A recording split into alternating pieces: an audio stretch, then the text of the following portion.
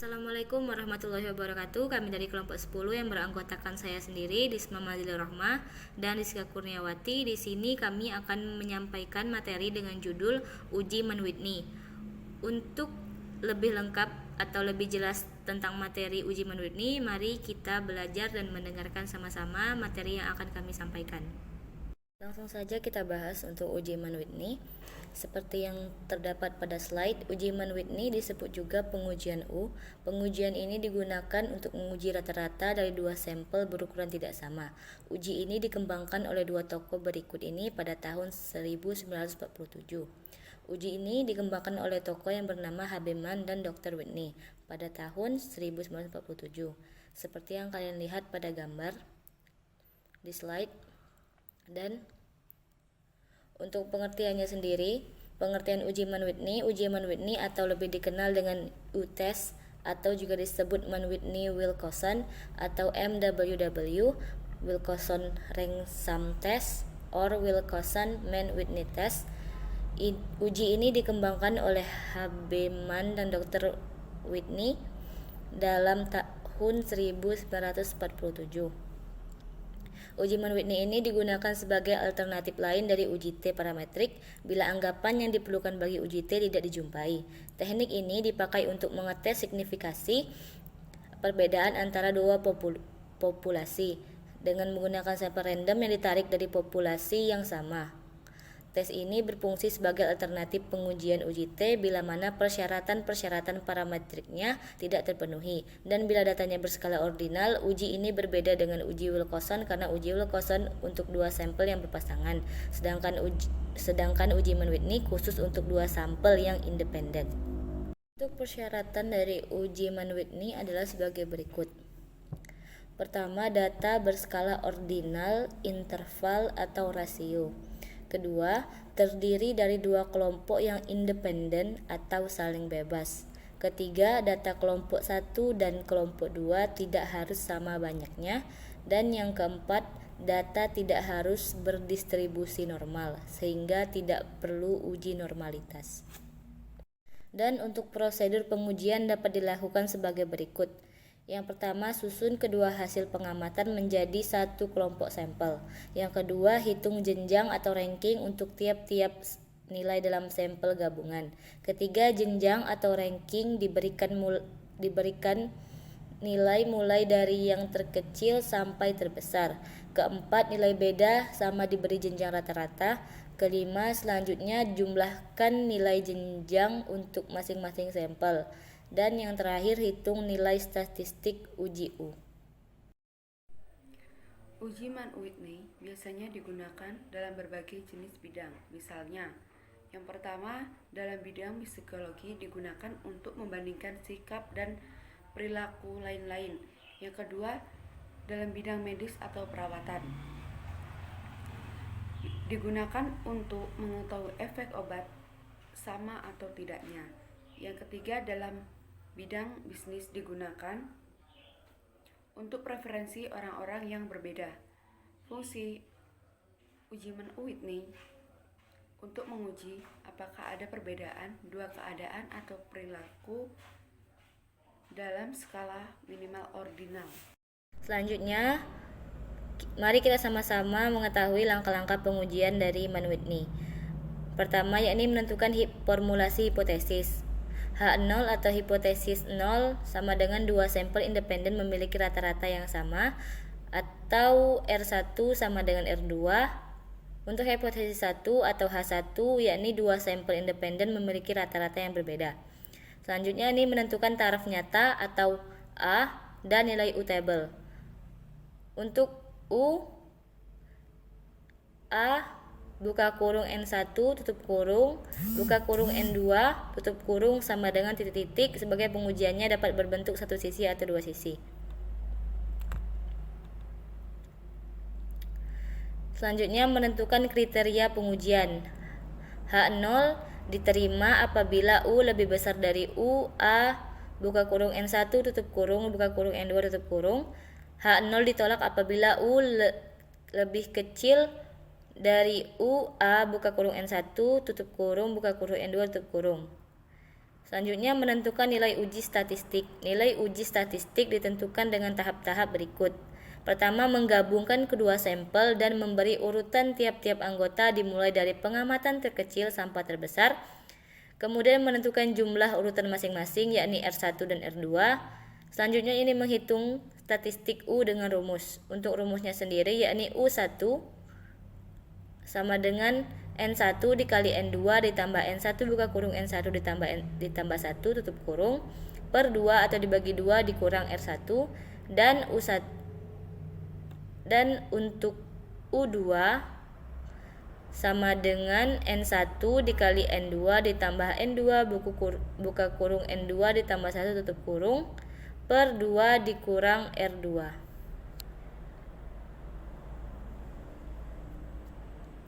Nilai U yang diambil adalah nilai U yang terkecil.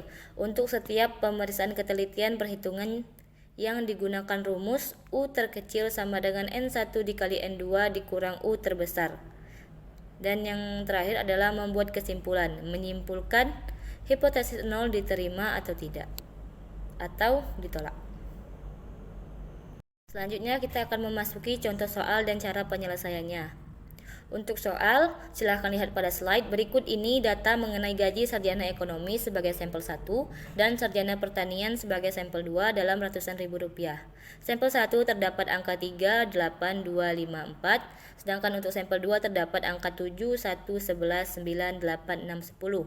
Ujilah dengan taraf 1%. Taraf nanti sebagai simbol A sama dengan 1%. Apakah rata-rata kedua sampel tersebut, yaitu gaji sarjana ekonomi dan sarjana pertanian sama? Pertama, kita urutkan sampel tersebut dari angka yang paling kecil hingga angka yang terbesar. Kita gabungkan kedua sampel untuk nantinya menemukan atau menentukan ranking dari sampel-sampel tersebut. Dari angka yang ada pada soal, kita dapat mengurutkan angka terkecil yakni 1, 2, 3, 4, 5, 6, 7 dan angka 8 sebanyak 2 dan 9, 10, 11 sebagai angka terbesar. Untuk menentukan ranking langsung saja 1 kita jadikan sebagai ranking 1 karena kita mulai dari yang paling terkecil, 2 sebagai ranking 2, 3 sebagai ranking 3, 4 tetap sebagai ranking 4, 5 sebagai ranking 5, 6 sebagai ranking 6, 7 sebagai ranking 7. Nah, ketika kita menjumpai dua angka yang sama, kita lihat angka 8 terdapat pada urutan 8 dan 9. Kemudian kita jumlahkan urutan tersebut, 8 ditambah 9 sama dengan 17. 17 kemudian dibagi 2. Hasil bagi inilah nanti yang menjadi ranking terhadap dua angka yang sama tersebut. Jadi 17 dibagi 2 sama dengan 8,5. Jadi untuk angka 8 yang sama ini kita beri mereka ranking 8,5 dan 8,5. Karena mereka berdua pada urutan 8 dan 9, jadi untuk angka 9 terdapat pada urutan ke-10. Otomatis 9 menjadi ranking 10, 10 menjadi ranking 11 dan 11 menjadi ranking 12. Nah, dari ranking yang sudah kita tentukan tadi, kemudian kita pisahkan kembali sampel 1 dan sampel 2 untuk menentukan urutan-urutannya, dan nantinya akan kita dapatkan R1 dan R2 dari sampel dan urutan-urutan tersebut. Sampel 1 tadi ada angka 3, 8, 2, 5, 4 dengan urutan 3, 8 tadi yang kita sudah tentukan di bagian ranking tadi menjadi 8,5, 2 tetap sebagai 2, 5 tetap sebagai 5, 4 tetap sebagai 4, dan kemudian untuk sampel 2, 7 tadi tetap sebagai 7, 1 sebagai 1, 11 sebagai 12, 9 sebagai 10, 8 tadi sebagai 8,5, 6 tetap sebagai 6, 10 sebagai 11. Nah, dari urutan tadi kita jumlahkan untuk sampel 1, 3 ditambah 8,5 ditambah 2 ditambah 5 ditambah 4 sama dengan 22,5. 22,5 inilah sebagai R1. Untuk sampel 2 kita lihat di urutan ada angka 7, 1, 12, 10, 8,5, 6, 11. Kemudian kita jumlahkan hasilnya yakni 55,5. 55,5 ini sebagai R2. Selanjutnya, kita cari nilai uji statistiknya sesuai dengan rumus yang sudah saya jelaskan di awal tadi. U1 N1 dikali N2 ditambah N1 buka kurung N1 ditambah 1 tutup kurung per 2 dikurang R1. Kita masukkan angkanya. N1 adalah jumlah sampel. Tadi jumlah sampel di sampel 1 adalah ada 1, 2, 3, 4, ada 5. Ada 5 jumlah angka sampel, jadi 5. Kemudian untuk N2 ada 7. 5 dikali 7 ditambah 5 buka kurung 5 ditambah 1 tutup kurung per 2 dikurang 22,5. 22,5 telah kita temukan tadi di R1 sama dengan 22,5. Untuk hasilnya yakni 7,5.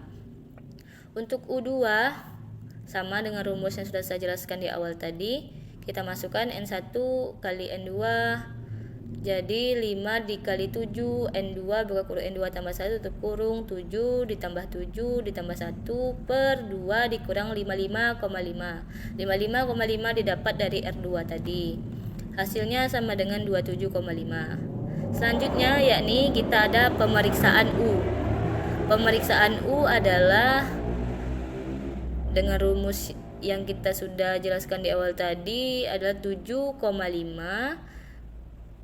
dikurang 5 dikali 7 dikurang 22,5 sama dengan 35 dikurang 22,5 sama dengan 7,5.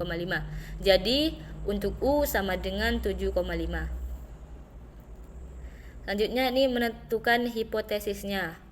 Hipotesis 0 atau H0, R1 sama dengan R2, rata-rata sampel sama dengan rata-rata sampel 2. H1 sama dengan R1 lebih besar dari R2, rata-rata sampel 1 berbeda dengan rata-rata sampel 2. Selanjutnya kita menentukan taraf nyata atau A tadi dan nilai U tabelnya.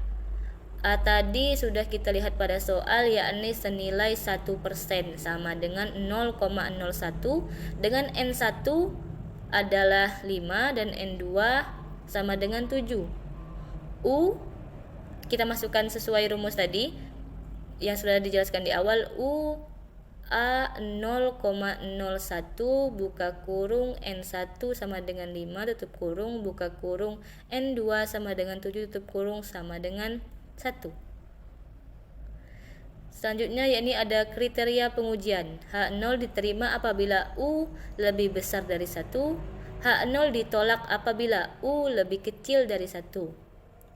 Kesimpulan, karena U sama dengan 7,5 yakni lebih besar U 0,01 buka kurung 5 tutup kurung buka kurung 7 tutup kurung sama dengan 3.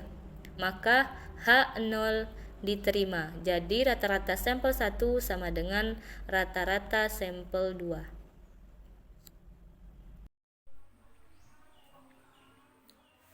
Langkah-langkah pengujian. Yang pertama, tentukan hipotesis 0 dan hipotesis alternatifnya. Yang kedua, tentukan nilai tarif nyatanya.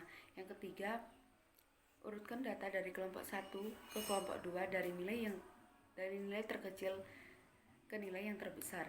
Kemudian, hitung hasil ranknya.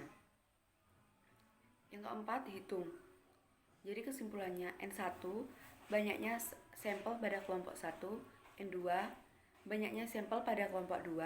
Yang ketiga, R1 jumlahnya pada kelompok 1, R2 jumlahnya rank pada kelompok 2.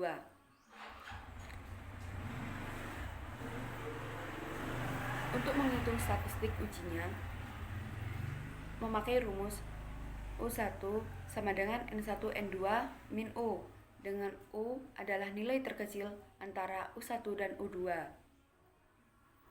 Sampel besar N1 dan N2 kurang lebih dari 20.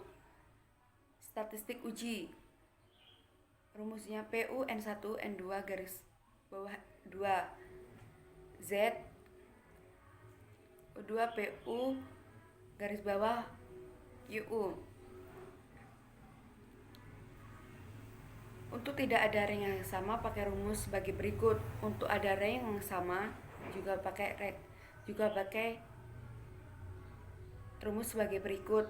Dan yang terakhir T adalah banyak observasi yang mempunyai ring yang sama. Selanjutnya, bandingkan dengan nilai U dengan nilai U dengan tabel N1 N2 yang lebih dari 20 tadi. Dan yang terakhir, kriteria uji. Yang pertama, tolak HO